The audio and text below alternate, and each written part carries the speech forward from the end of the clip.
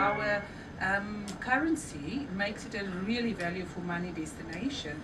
And seeing that I now have you as our family, because we must have a part of that BRICS family, but the IT, where you are so strong in technology, Yes. and people are actually opening their, they are starting to move here because of the cost, And so I think the potential in specific sectors that is anywhere identified by our government, is definitely there for that. And of course then the other one, with corporates and of course that goes with incentive groups, because we do find that incentives really it's not like pure incentive anymore. They have an awards evening with some meeting aspect to it, or they have a sales orientated meeting together. So I think as a country, we offer that potential. And then association meetings, that is still our biggest potential. And again, I think we're in a in a group where we actually all part of the Commonwealth. And I think we don't do enough, to have that exchange between ourselves and you, for instance, because we are in two families together, where we actually can have the associations that are Commonwealth. And we hosted a few, but I think we can do more as countries to help each other. But there's huge potential for us in the Commonwealth, sector, Yes. or Commonwealth family, to actually host those and rotate those meetings. And the reason why I'm saying the potential for associations is that we're a developing country, and in a developing country there's knowledge transfer that need to happen, education that need to happen, and associations is the best way to do it. The other thing is that associations are looking for new members. And if the meeting is in South Africa, of course it's much easier than when it is in Melbourne, or in Australia, because there would be 3% delegates from the continent. Whilst if the meeting is here and you bring all the minds together, you can have easily a 40%, African delegation. So that is, so that for us is... So are you doing anything to promote it in particular, the segment? Absolutely. So we have convention bureaus around South Africa. As a national convention bureau, of course, we are part of South African tourism, and so we are linked with our 15 offices, around the world, but specifically through our representation company. So some of you know Vishala, that is in the Indian market, and she's really our, I made a joke with her last night. I said, we only pay you for the leads that you're bringing us, If you don't bring leads, we're not going to pay you. But I think, to have that support, to traditional leisure, marketing. So as a convention bureau, we are a full-fledged convention bureau, give all the support that we need to give, whether it is bid support, and I will call it bid support because of associations, but it could be for incentive group as well. How that bid support work is that we have a system. The system is not about the numbers. Yes, it weighs something, but actually the biggest weight is about the investment potential of the group. Is the investment, Yes. social development, all those the more strategic stuff versus just the numbers.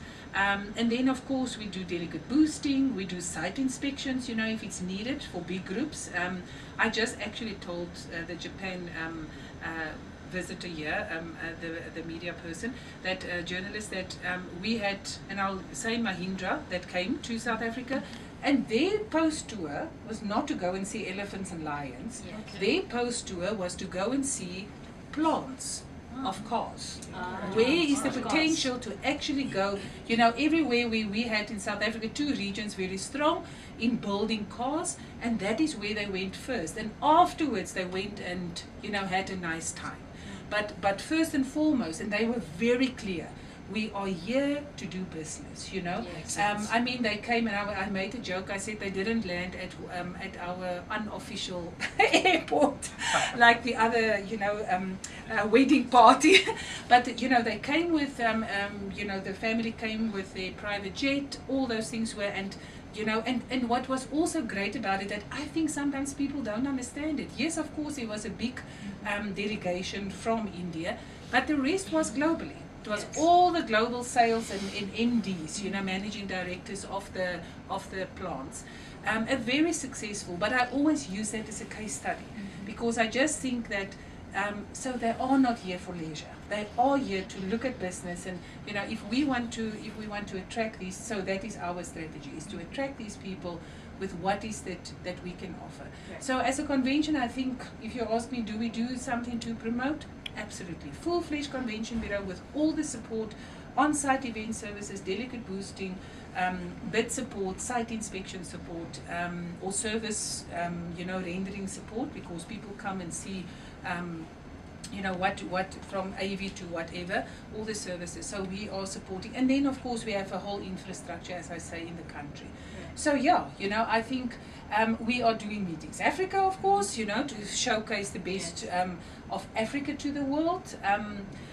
We are going to all the international trade shows. We go on the road shows. We go on sales missions. So yes, a full-fledged business event strategy. Yes. What about visa policies? Are you doing anything to make it easier for Indians to travel per se? Absolutely. I think last night, were you last night? Yeah, you were there last night. Yes. And I think the minister said that. Minister said I in think the morning. yes, and I think it's extremely important, and we do. Every year for Meetings Africa, it's always between between China and India, who has the most buyers, and people always ask me about it, and I said because it's the biggest potential for us. It's the fastest growing when you look at the mice and you look at, I want to kind of like say peer mice, sector, definitely, and also that we found from a South African perspective, actually you have many more mice groups, and specifically in the incentive part for you, then you have leisure tourists. Right. And I do still believe it's much easier to sell, because I have to sell to one decision maker. I do not, or 3 or 4. I don't have to sell to a billboard and hope that anyone gonna buy. The only reason why, so there's already a willingness to change the whole thing, around immigration, but we still need to now amend the act. So this interim period is going to be still not so nice. I say to Alpa, it's not going to be so nice, but there's definitely light on the tunnel. I think the pressure came not so much from the tourism. We were benefiting from it. But I think when governments start to realize that business is actually not getting attention and not successful anymore, we don't get the business people here. I think that actually opened, because as a country we need everything and anyone that want to invest in our country, that want to work with us, want to partner with us. So that I'm saying there's a light at the end of the tunnel. We are not that department, but our minister put a lot of pressure on, to make sure that we come together, because we can all understand. I just last night or early this morning, I looked at a news flash where, and I think it was in Turkey or somewhere, where there was again child trafficking, where they caught, all these people that actually had this group of children. So it's a reality, but how far do you push the reality? That's the question. Yeah. Can I add one question? E-visa, Yes. as you said, for the business travelers, are you planning to start e-visa that makes sense and faster and easier? Like I say, it's not my department, No. but we are definitely, whatever, I think there's a commitment now from government. I think they got it right. There's a commitment from government to make sure that we make it easier, and like for instance, the biometrics, there are certain ones that, there's 3 airports already that you can do biometrics, so there's all kind of smaller things that they are implemented whilst we are waiting that the act is amended. So the act will be amended. I think I'm done with my list. Does Many anybody people else have a question? supporting that particular visa issue, the tourism department. Are you coming up? Is the tourism department coming up with a tourism policy of the sort? Or Yeah, the list. So That's so what that we- what the So what we did is with our office there, and our partners, is to say who are those people, and there's a criteria, and for us, and there's a way to check, cross reference to make sure that everyone is in a good standing. So we also don't want to accredit tour operators, travel planners, whatever we want to call them, DMCs, that are not in good standing with, with your country. So we make sure that to both sides, that we are satisfied. So if the list then get accredited, I don't want to say it's a free for all, but it's at least then, our travellers and delegates will not have, all that pain to sit far away, take how many days, and then you have to wait. And because I know that there were certain people in the hosted by a group that was supposed to go somewhere else, and their passport was sitting at the embassy, at the High Commission. And I mean, that is unacceptable. It is we can't say that is acceptable. It's unacceptable because they are missing out on business that they were supposed to do. And can we compensate for that as a country? No, we can't. But actually, you are supposed to. In a way, if you think about it. I can't commit our government's money. They are busy with the budget speech. They will maybe say no money to tourism. Today evening is the budget speech, right? Today evening yes, is it's but they're going to increase VAT by 1%, so 14-15% coming up now. Like when you talk of MICE, still a lot of research is needed. So what's about the investments? You have got some investment policy, the people who are going to invest in the infrastructure in the industry? What infrastructure do we need? Because I was just talking that they are looking for investments, Petersburg, and they said we are working on that. So do you have got some investment policy for that? You mean the foreign investment? Yeah, foreign investment for sure. I think he's To invest into infrastructure? Yeah, hotels and other things, yeah. Specifically for MICE, is that what you're saying? Yeah. Yeah. I think, I don't know, no, I would say no. I don't think you can say, I think in investment, or let me say, infrastructure development has to be feeding the one on the other. And a good example in our country is that we were forced by FIFA to build new stadiums. Okay? Yeah. Forced. And I'm saying that because anyone that wants to know, it is the truth. And we knew that because when Germany, I sat on a forum where Germany was, and I remember they said, Germany was forced to build new stadiums by FIFA. Yes. It's ridiculous if you think about it. It is. And but what do we do as countries? We jump because we so badly want it. Because the profile, it's not the legacy of what is actually pumping into our country. It's much more about, I can use that now to say, did you forget that we actually hosted 2010, the biggest spectacle in the world, on the planet. And so I think if you do not look at infrastructure holistically, you will sit with white elephants, and a very good example of not to be a white elephant is the Durban Stadium. The Durban Stadium actually went out and realized that yes, they had to build basically next door to a very functional stadium, but it wasn't on standard, according to them. I think you could actually just add on to what we had. But we built it, and now it's a tourist attraction. Number one, they sell it as a place where World Cup happened. They have what you call it, there is cable a car. skywalk, What is cable it? car thing. Yeah, You cable can walk car. over the bridge. Yes, and you can see the whole of Durban. So You it, do you bungee pay jumping from there, Yeah, so- and you can do bungee jumping, but it goes with a little car, and it's fantastic. It's like the cable car in Cape Right. Town. It's just not on the mountain. And it's fantastic. So they do, and then they host certain offices there now. Certain of their council offices are there, because it gives you certain status. They redevelop some of the rooms into conference facilities.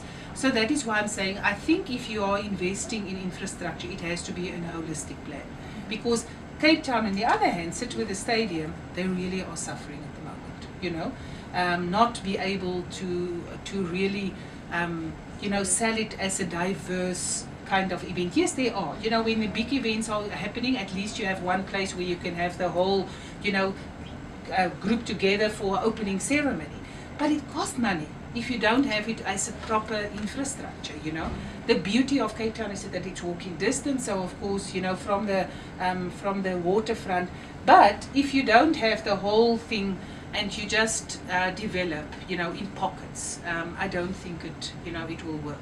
So are we still developing? Yes, because we just opened a private convention center in Cape Town, and it was with money foreign investment as well as local investment, you know. So that is what I would definitely, there are for infrastructure investment in the Department of Trade and Industry, absolutely investment policy, but we try to do it together, not have it separately. I hope I answered. Yes. Uh, Well taken. Sorry, go ahead. Yeah, I was reading some post online when you were appointed in 2011. You said like in next 5 years you were targeting 200 conventions, MARIS events, and you were targeting 300,000 delegates. So in 2011 I was reading some post. So it's almost 5 years over. So do you think you have achieved the target or? Long time already. Okay, so what's the figure number? Yeah, about 5 years? but you Let's see, just it was start. it was in 5 years. Yeah, so from 2011. So from 2011, and I mean we host only in 2014 124 events, association. Okay, and Yeah. what's the plan for next So- 5 years? So for the next, so from 17, 18, 19, 20, we already secured 163 events, and with an estimated economic impact of 3.1 billion rand and 150,000 delegates. Which is the biggest market for you, for MICE? It depends on what it is. It depends on which one of the letters it is. If it is the association market, the convention market, from a delegate perspective, it is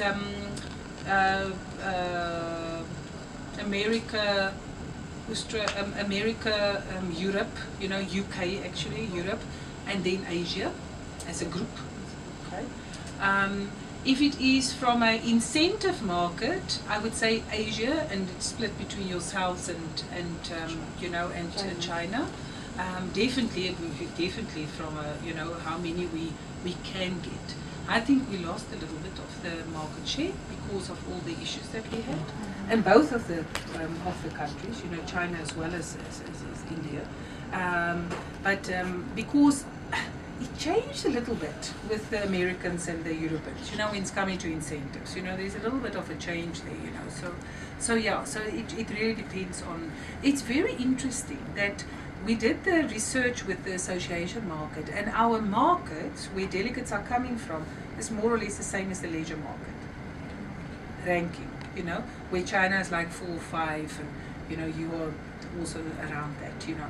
So it's very interesting, and I think it's because people know you from a brand leisure perspective, and then we piggyback because we come way after. I mean, the South African tourism is already in existence for 30 years. You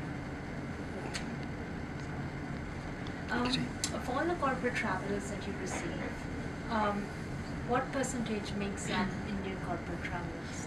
Yo, it's a difficult question because we don't measure it. Yes, but do you have? But we will measure it. Okay. We are busy with, we are now in our, it's a third phase that we are doing, and we first, and the reason why we did it is because it is so much easier to at least find some kind of value of business travel, you know, business events travel, delegate travel. And that we started with associations because they register, you can count them, you can go to the conference, you can ask them all the questions that you want to ask. So our next phase is to look at, and you know, it's not just our challenge. It's very interesting. It's not our, but I think all in all, corporate travel would be like 4%, you know, of our travel, you know.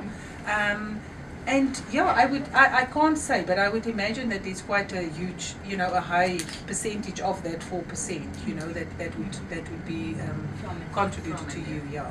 But unfortunately, I will guess, you know. Yes. I mean, we do a little bit of that, but it's so unscientific that I really don't want to. You know, I don't want to because you want to. Yeah, you know, and then you know, and then maybe you, and then some, like you now saying that I said that in 2011. You know, and if I can't prove that now, you know, then you are in a fix, you know, because now you have to start to spin why you don't get it, you know. So that's what I'm saying. So my answer would be that we are absolutely want to exactly know. But I must say, when we do the business planning with Handley and them, they do actually say that the bulk of their of their travel. So if you look at the number that come from India, the bulk of the travel is actually corporate travel. Yes. You know. Yes. Yeah. So we definitely, and we see the same with China. I just now said to Yes. the Japan 60-40 split. You know, I would assume. So 60 So- China, 40 India? No, I'm saying Yeah, 60 business for China, you know, it's all And Asia corporate 60 also. and then 40, you know, maybe the leisure. Leisure. But I'm just saying, I think, you know, Hanli always say, no, but you know, MICE is actually where our people are coming. And again, it's that story that I'm saying to you. You don't talk to a personal pocket, you know, no one has to work out a budget. They come as a company and yeah, it's so much easier. So you think To that people influence would, them. Sorry, so you'd say that people would travel 13 hours from India, A, because it's safe to say that it's cheaper here than any other city. B, there is a lot more to do as well here. It's a different experience as compared to other countries.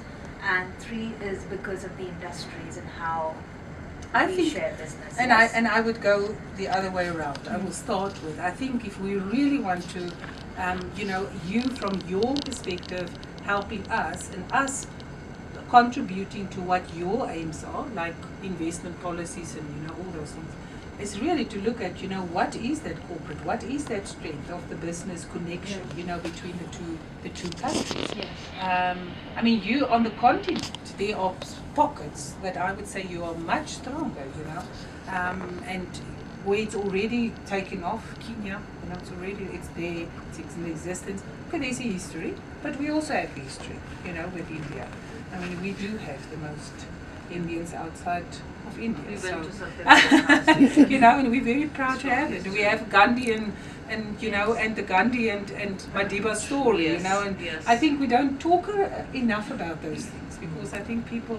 But I also know that you that are from the mainland, you know, that you also look at our Indians and think, no, they're not Indians. Of course they're not. They're Africans.